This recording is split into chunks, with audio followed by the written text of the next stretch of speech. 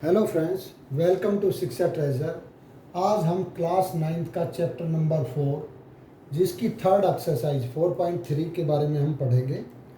तो इस एक्सरसाइज में क्या है कि जो लीनियर इक्वेशन टू वेरिएबल में है उसके लिए how can we draw the graph, उसका हम ग्राफ कैसे ड्रॉ कर सकते हैं, तो वो ग्राफ ड्रॉ करेंगे हम। अब एक्सरसाइज का क्वेश्चन नंबर फर्स्ट पढ़ते हैं।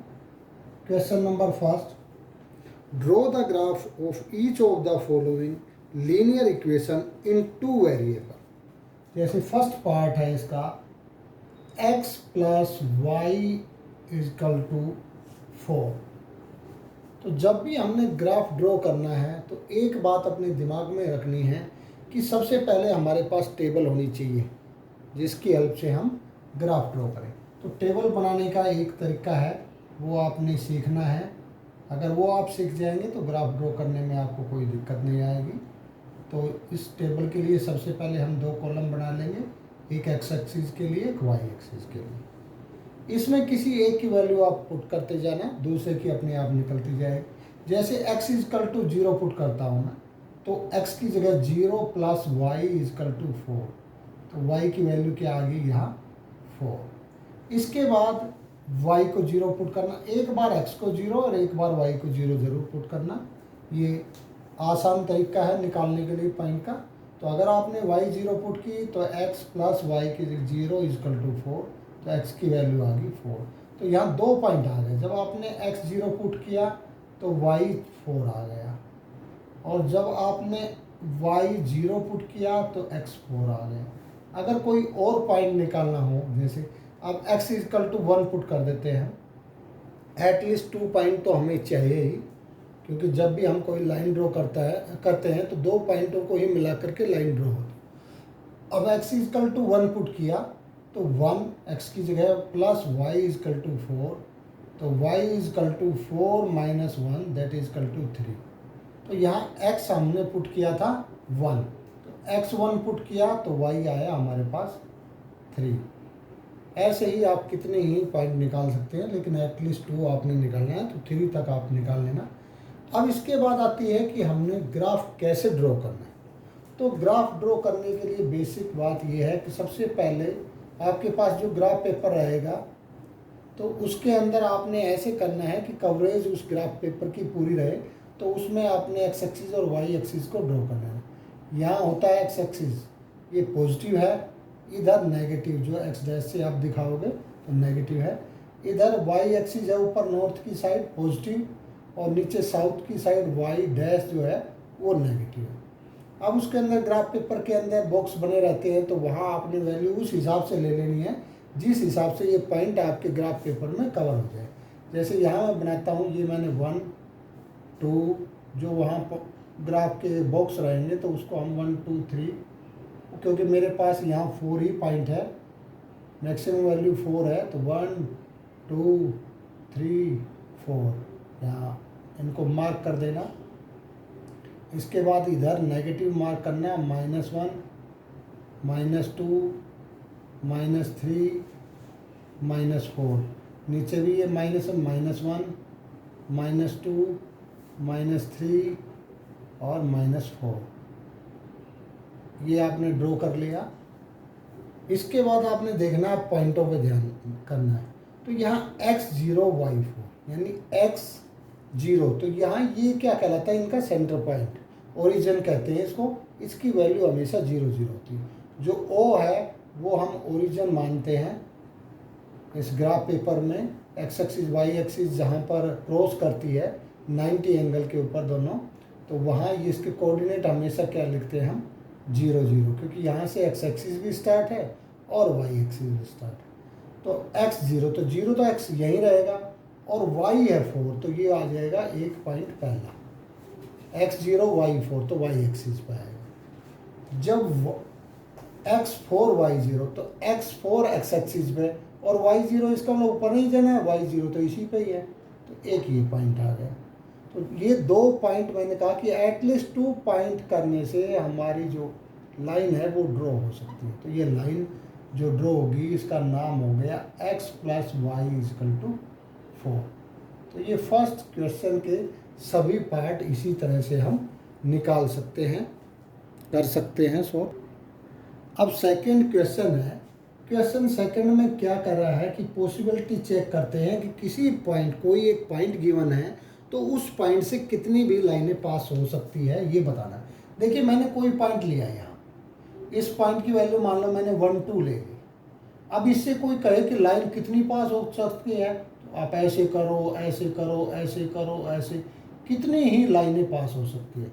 तो सेकंड जो क्वेश्चन है वो इसी से रिलेटेड है कि give the equation of two line passing through point 214। यहाँ पॉइंट दे दिया 214। देखिए कैसे आपने इक्वेशन निकालनी है, तो एक दो मैं बता देता हूँ। ऐसे ही आप, there are so many equations which pass through this point, तो इतनी कितनी ही लाइनें हो सकती है जो इस पॉइंट से पास करेंगी। तो एक बात ध्यान रखना आप कि x प्लस वाई, अब देखिए x की वैल्यू है यहाँ 2 और y की वैल्यू है 14, तो 2 प्लस 14 इजकल टू 16। तो एक तो ये इक्वेशन बन गई।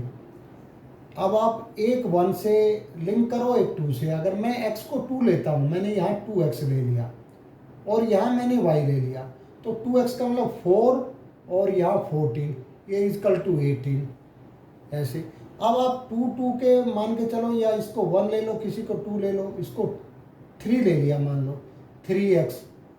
अब प्लस y, तो 3x से 3 2 जा 6, 6 और यहाँ y हो गया 14, तो 6 और 14 20। तो ऐसे आप कितनी ही इनसे इक्वेशन बना सकते हैं। तो there are so infinite many solution. अब जो क्वेश्चन थर्ड है, क्वेश्चन थर्ड में क्या कह रहा है कि एक पॉइंट है जो किसी लाइन पर लाई करता है। जैसे इक्वेशन यहाँ दे दी 3y is equal to ax plus 7, 3y is equal to ax plus 7, और यहाँ कह दिया कि ये जो पॉइंट है 3 4, पॉइंट दे दिया 3 4, वो इस लाइन पर लाइज करता है। देखिए कोई भी पॉइंट किसी लाइन पर अगर लाई करता है तो उसका एक ही मेथड है कि वो पॉइंट उस इक्वेशन को सेटिस्फाई करेगा। सेटिस्फाई का मतलब, अगर ये पॉइंट आप दी हुई इक्वेशन में रखेंगे तो उसकी लेफ्ट हैंड साइड और राइट हैंड साइड हमेशा बराबर रहेगी।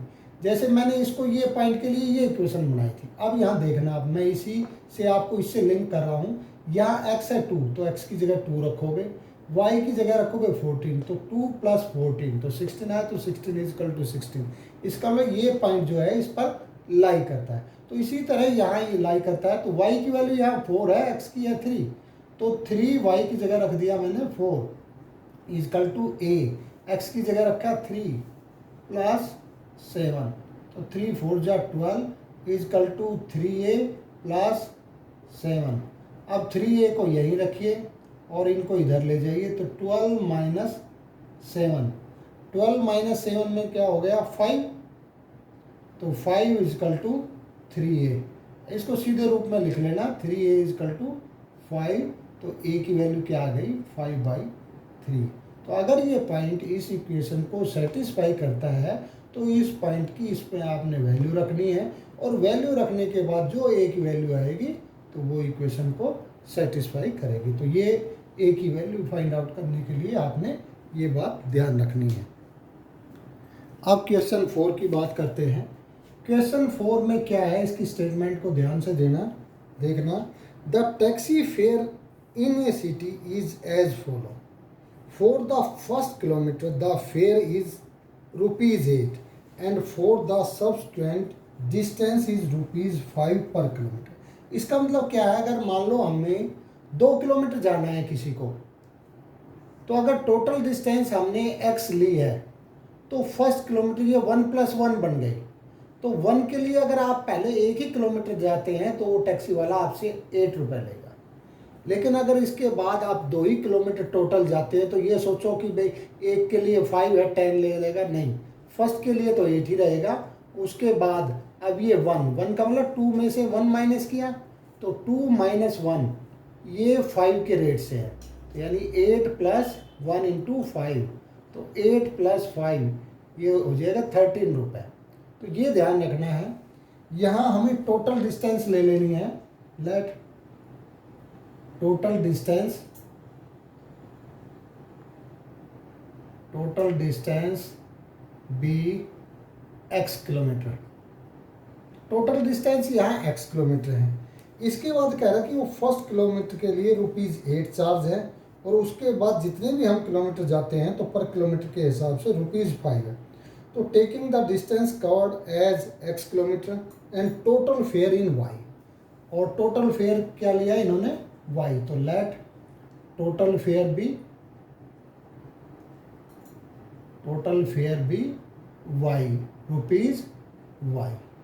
तो अब देखिए टोटल फेयर हो गया y किसके बराबर हो गया, या पहले आप x से डिनोट करते हैं तो पहला x किलोमीटर पे 1 किलोमीटर जाते हैं तो वो हो गया 8 फर्स्ट किलोमीटर का। उसके बाद 1 किलोमीटर आप चले गए, टोटल किलोमीटर थी x, तो बच गई हमारे पास x माइनस 1 किलोमीटर, और इसका रेट क्या कह रहा है वो ₹5, तो इनटू में 5, तो ये दैट इज इक्वल टू ये टोटल फेयर हो गया। टोटल फेयर हमने y से डिनोट करना, तो y, तो 8 प्लस इसको खोलो 5x minus 5 that is equal to y। तो यहाँ 5x, क्योंकि हम जब भी प्रॉपर इक्वेशन बनाते हैं तो x आगे रखते हैं। इसके बाद यहाँ 8 माइनस 5, तो प्लस का 3 इज इक्वल टू y। अब y को भी इधर ले आओ, तो 5x, x के बाद y लाइए, minus y plus 3 is equal to 0। तो ये हमारी इक्वेशन बन जाएगी। तो ये हो गया क्वेश्चन नंबर 4। अब जो क्वेश्चन 5 की बात कर रहे हैं, क्वेश्चन 5 में भी ड्रॉ द ग्राफ है। उसी तरह से from the choice given below choose the equation whose graph are given in figure 4.6। अब देखिए 4.6 में हम देखते हैं यहाँ पॉइंट दिखा रखा है, एक तो 0 0 और एक यहाँ पॉइंट है 0 0 और -1 और 1, -1 1 और 1 और -1, ये 3 पॉइंट जो लाइन ड्रॉ कर रखी है तो उसे दिखा रखा। अब हमने चेक करनी है कि कौन सी इक्वेशन जो है इसको फॉलो करती है। तो देखिए यहाँ x भी 0 है, y भी 0 है, दोनों बराबर कब होती है। चलिए पहली इक्वेशन दे रखी y is equal to x, तो इससे ये बात तो सिद्ध होगी, लेकिन ये थोड़ी होगी। यहाँ x -1 है और y 1 है, तो इससे तो नहीं होगा। इसका मतलब ये इक्वेशन इसको सेटिस्फाई नहीं कर रहे। अब जो दूसरी इक्वेशन लेते हैं x plus y is equal to 0, first point आप रखते हो 0 0, तो इसको सेटिस्फाई कर रहा है। -1 और 1 रखते हो तो ये भी है, क्योंकि दोनों का सम 0 है, तो एक दूसरे का साइन जो है ऑपोजिट होगा, सेम वैल्यू रहेगी या दोनों 0 रहेगी। तो ये इक्वेशन हमारी सेटिस्फाई करी, तो बाकी की हमें चेक करने की कोई ज़रूरत नहीं है। इसी तरह से फिगर 4.7 में है, तो 4.7 को भी ऐसे ही चेक करेंगे। यहाँ पॉइंट दे रखा है 2 0 पॉइंट है, इसके बाद है 0 2 और थर्ड वन है -1 3। अब जो इक्वेशन है first y is equal to x plus 2, देखिए y और x में डिफरेंस कितने का है, 2 का है, क्योंकि +2 है, x के अंदर +2 करने से y आ रहा है। तो यहाँ x2 है, तो यहाँ 2 रखोगे यहाँ, तो 2 + 2 4 होना चाहिए y। इसका मतलब ये तो है नहीं इक्वेशन। अगर दूसरा पॉइंट करते हो x0 y2, ये तो इसको सेटिस्फाई कर रहा है। लेकिन जब ये रखोगे -1, तो -1 + 2 से 3 नहीं आएगा। इसका मतलब ये एक पॉइंट को कर रहा है, बाकी दो इसको सेटिस्फाई नहीं कर रहे। अब जो दूसरी इक्वेशन है वो है y is equal to x minus 2। अब देखिए y 2 आना चाहिए, x की वैल्यू यहाँ 0, तो 0 - 2, तो y की वैल्यू -2 आएगी, लेकिन यहाँ y + 2 है। तो यहाँ हम जो बात कर रहे थे कि यहाँ y की वैल्यू निकालनी, तो x की वैल्यू यहाँ 2 है, तो 2 - 2 0, ये तो ठीक है। इसके बाद यहाँ x0 0 - 2 से -2 आना चाहिए, लेकिन यहाँ तो 2 है। इसका मतलब ये भी इसको सेटिस्फाई नहीं कर रहा।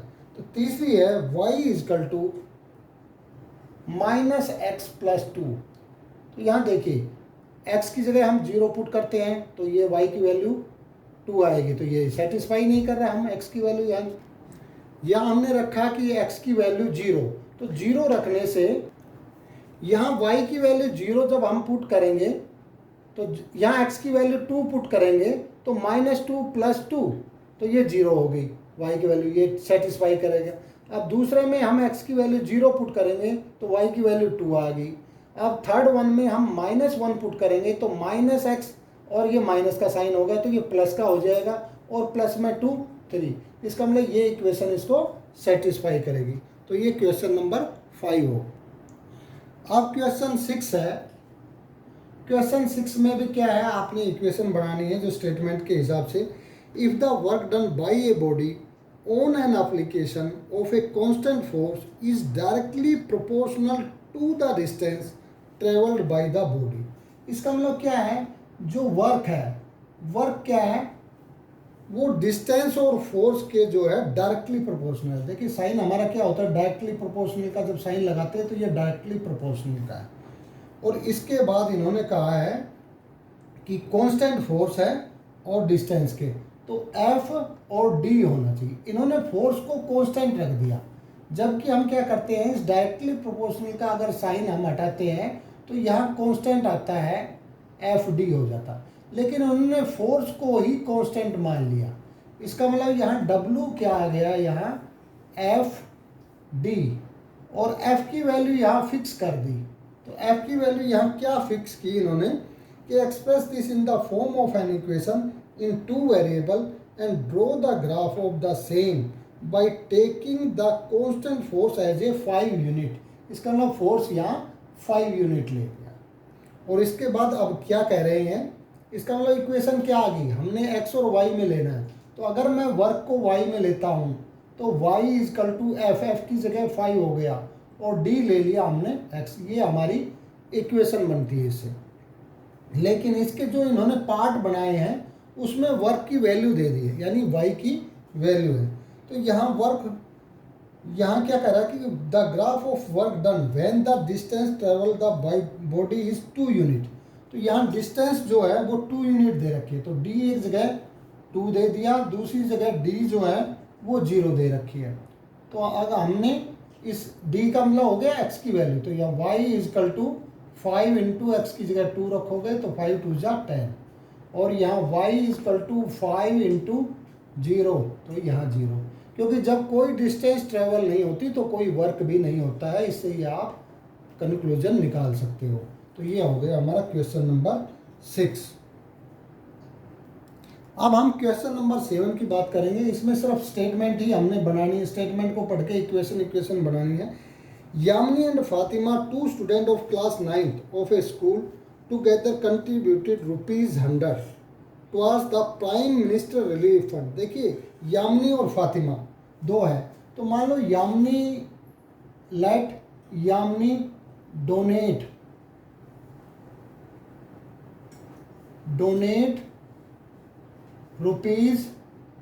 ₹X, और लेट, उसके बाद दूसरी है फातिमा, तो लेट फातिमा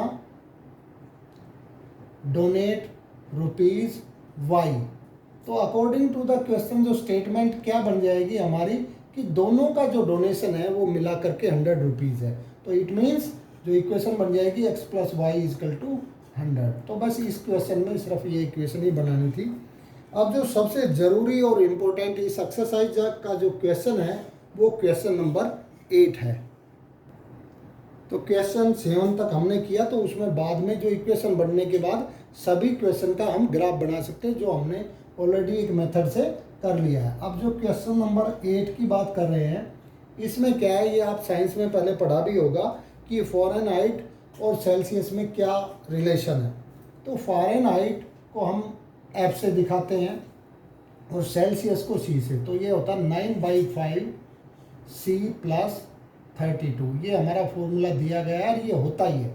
फ़ारेनहाइट को सेल्सियस में अगर कन्वर्ट करना है या सेल्सियस को फ़ारेनहाइट में कन्वर्ट करना है तो इसी फॉर्मूले से हम कन्वर्ट कर सकते हैं।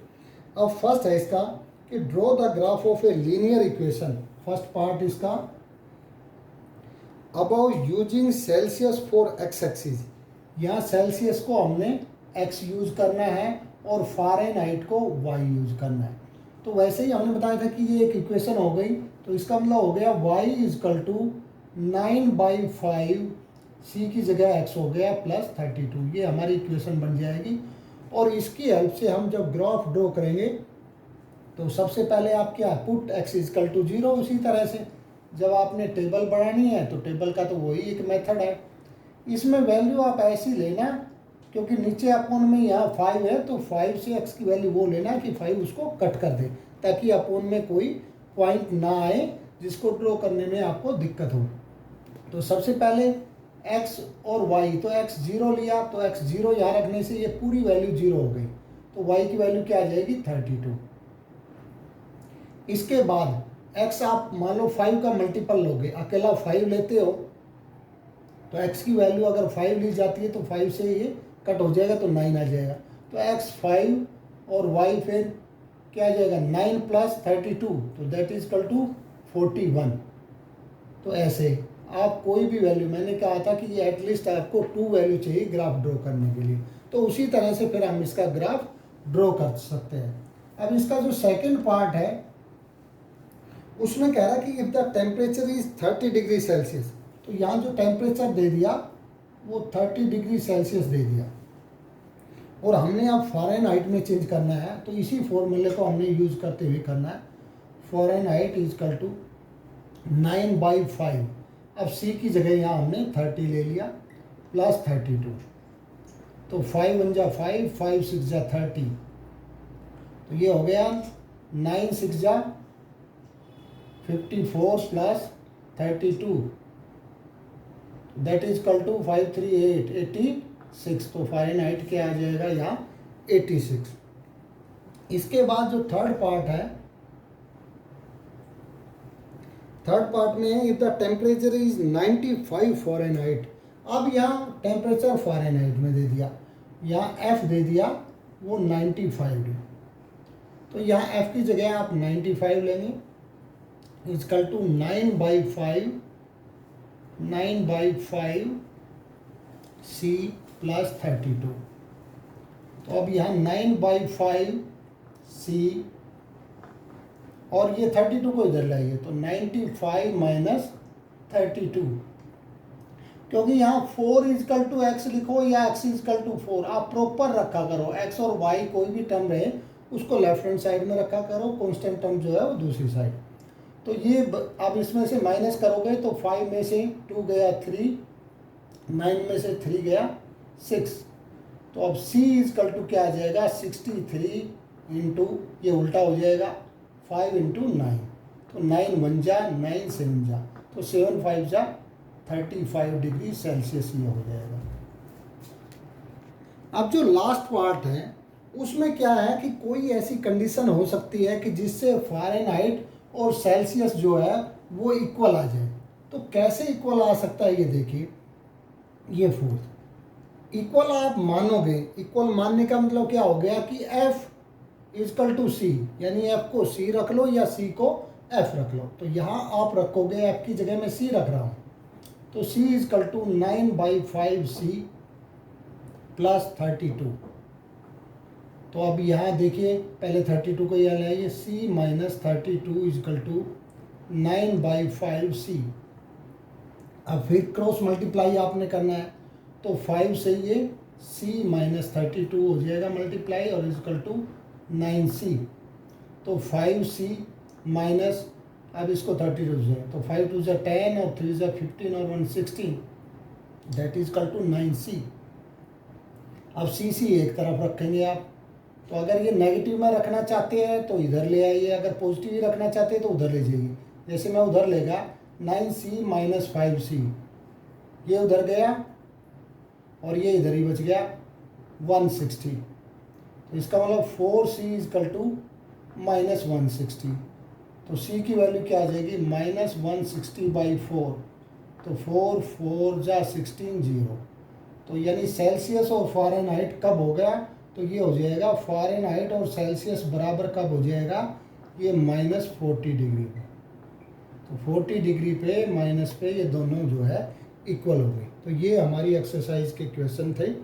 अगर आपको इनसे संबंधित कोई डाउट हो तो आप कमेंट बॉक्स में जाकर के कमेंट कीजिए, और अगर आपको ये वीडियो पसंद आई हो तो इसे लाइक कीजिए और चैनल को सब्सक्राइब करना ना भूलें। Thank you.